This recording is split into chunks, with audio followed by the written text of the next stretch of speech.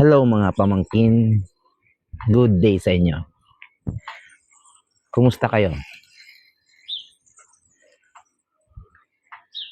Bale, ang topic natin ngayon is control your emotions. Do not let your emotion controls you.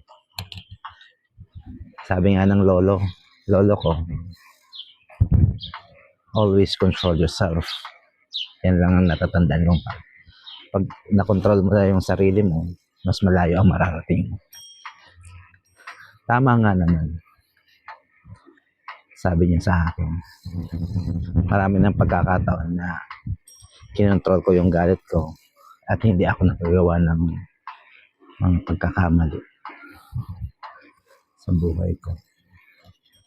Wala sana ako ngayon dito sa Europe kung nagpadala ako sa emosyon. Kaya sana ganun din kayo. Always check your emotion. Na kayo ang nagkokontrol ng emotion nyo. Lalo na pag galit kayo. Gagalit na kayo. Marami nangyayari ngayon na road rage kasi pinapairal nila yung galit nila. Imbis na mag-show ng concern, alam mo ako, kung nakasangkot ka sa isang aksidente, di naman yan sinasadya, paglabas mo na ng sakyan o pagbaba mo, show concern first.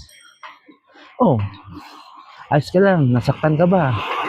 Kung wala naman nasaktan na malubha, pwede mo nang pag-usapan. Maayos. Kung ikaw ang magbali, mag-sorry ka. Hindi yung pagkaano, ikaw na mali, ikaw pa matapang. Yung ganun. Tandaan nyo, okay lang maging matapang basta nasa tama ka. Pero hindi lahat ng pagkakataon na porque tama ka, matapang ka. Tulad ng nasa kalsada, overtake ka, kasalubong mo bus.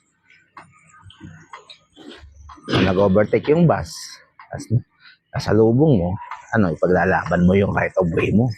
Kasi ikaw ang tama, iwas ka na lang. Mga ganong senaryo. Matalo ka dun kahit anong mangyari. Di ba?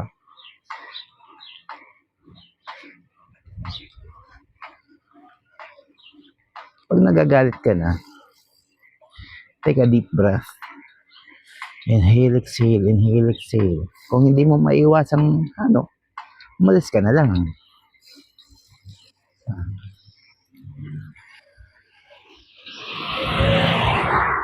Diba?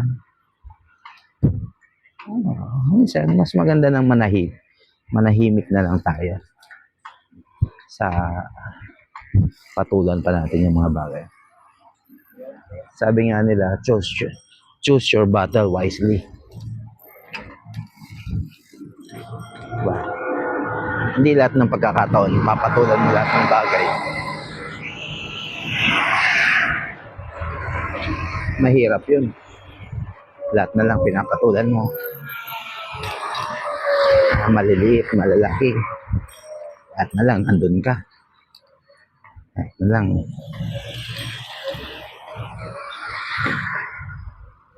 May mga bagay-bagay na pwede din natin palampasin. Isa, dalawa. Pag panay-panay na, pwede naman natin patulan. Pero hanggat may iwasan,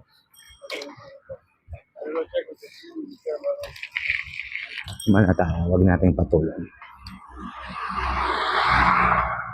Kung verbal lang naman, sabi ko nga sa mga pinsan nyo, sa anak ko, kung verbal, hayaan mo lang sila.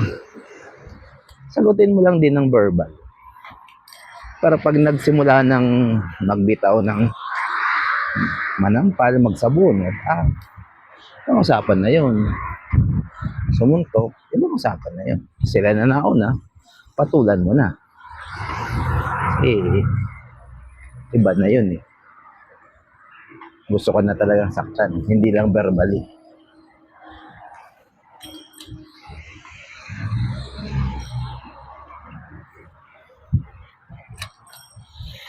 Kahit saan kayo makarating, saan tayo makarating, sila nauna naging physical, hindi ikaw. Ganun lang naman. Sana